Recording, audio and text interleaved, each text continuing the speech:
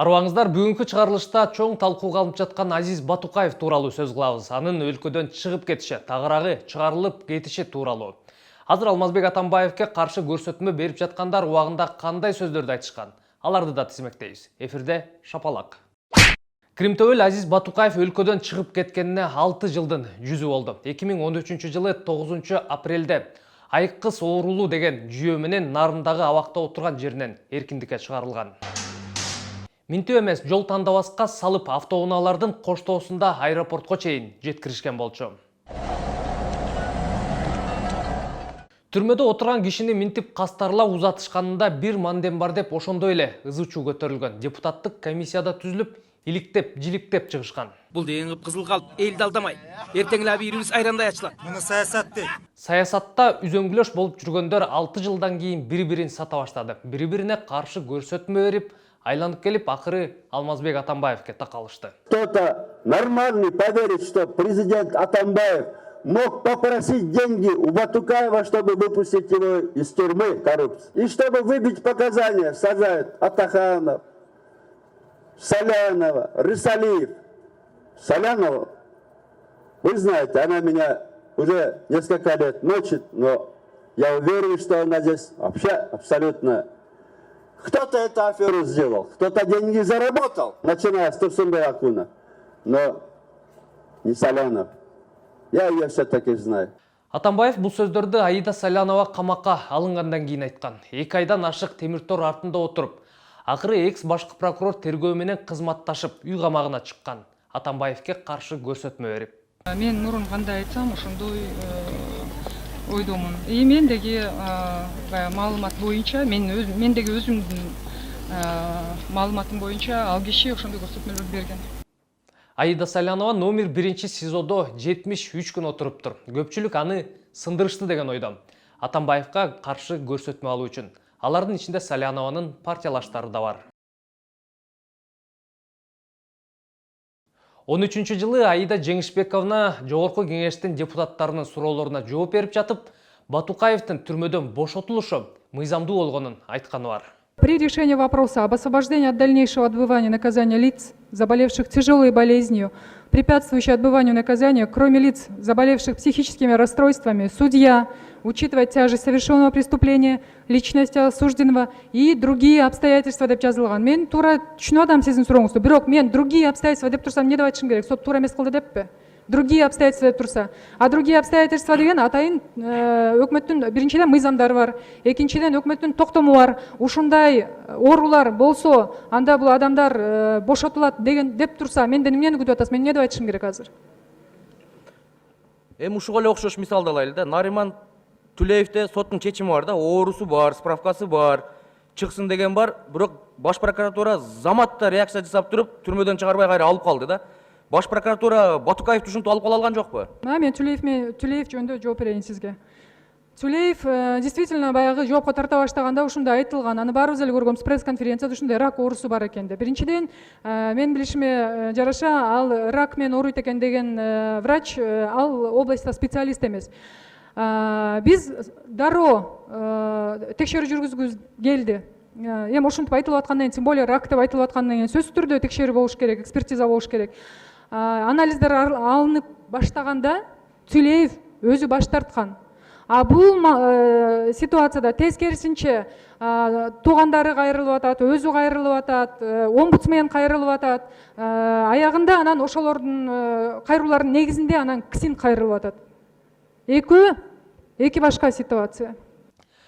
Баш аягы Батукаев иши боюнча 19 кызмат адамдары өтүп жатат.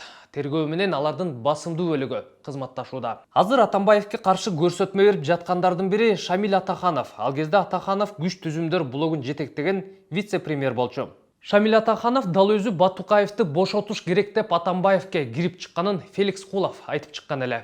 Мурунку президент Алмазбек Атамбаев Кримтөбөл Азиз Батукаевди бошоткон эмес. Бул боюнча экс-президент менен пикир алмашкан. Алмазбек Шаршенович сөздү өзү баштап калды. Анда ал мурунку вице-премьер-министр Шамил Атаханов Азиз Батукаевди бошотуу керек деп келгенин айтты. Антпесе Кыргызстанда Кримтөбөлдөрдүн ортосунда тиреш башталып, абал курчуп баратат. Анан да Батукаев оорулуу жана эч кимди өлтүргөн эмес деп айткан.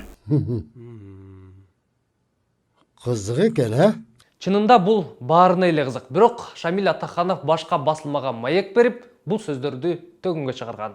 Куловдун ойлоп тапкан сөзүн келтирейин. Ошондо Атамбаев Атахановго баары мыйзамдуу болсо өзүңөр чечкиле деген. Бул сөздөр көлөкө түшүрүү үчүн гана айтылган. Анда эч кандай маани, логика да жок. Анын сөзүндө Атаханов алып туруп чыгарып ийген. Ал көгүчкөн эмес да капасты ачып чыгарып жибергидей. Ал абакта отурган Крим төбөл.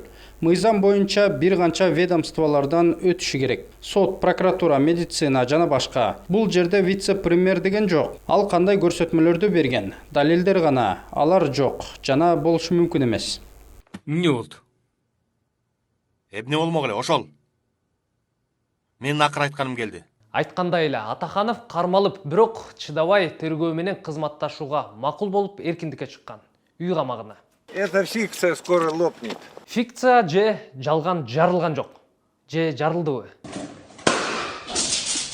Акыры фикция эмес, Атаханов өзү жарылды. Тергөө менен кызматташып Атамбаев менен беттешүү да болгону маалымдалды.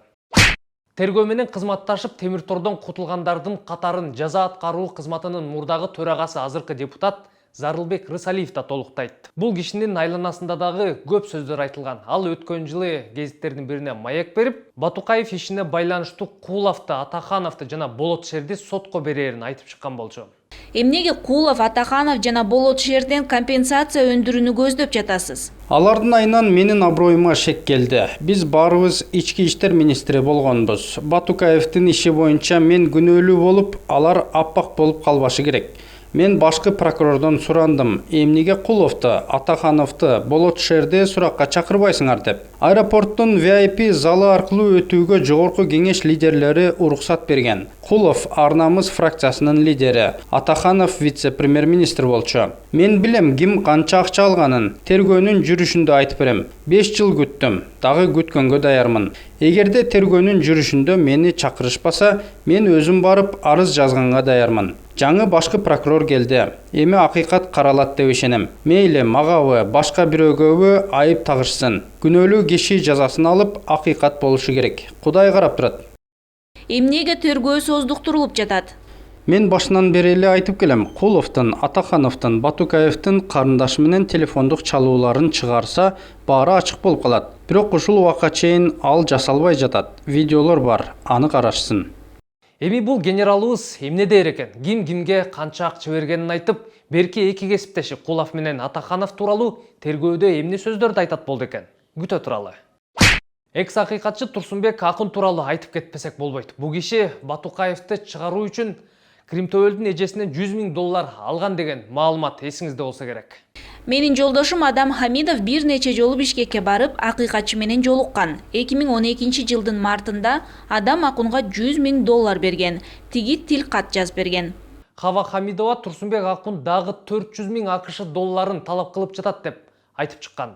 Бирок экс акыйкатчы мунун баарын атайын кызматтагылар жана Ак үйдүн 7-кабатындагылар уюштуруп жатат деп актанган.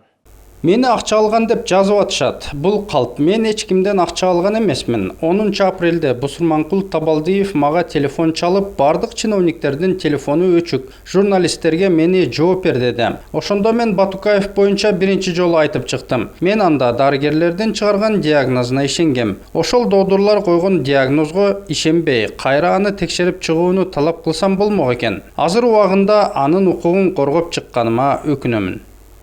Өкүнгенде эмне, баары жакшы болуп жатпайбы? Бийликке дагы айрым адамдарга дагы күнөөлүү табылды, баарын Атамбаевге оодарып жатышат.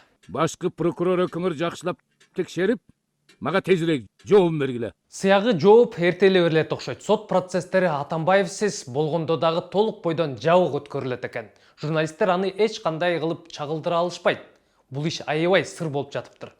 Президентибиздин сот процесстери ачык болсун деген сөзү анда бир тыйын экен да. Соттук процессти аудио, видео тартуу, соттук жыйналыштын электрондук протоколдорун киргизүүнү тездеш керек. Керек деген ушу чиновниктердин сөзүн башка сөзгө алмаштырсак болот эле. Зарыл деген сөзүн кошуп туруп.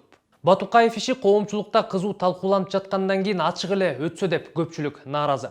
Атамбаев күнөөлүү болсо күнөөлүү деп көрсөткүлө. Антпесе эл бийлик капка шибеге катып жаткандай эле көрүп атат. Бул темага дагы алдыда дагы көп жолу кайтып келебиз. Аман тұрыңыздар.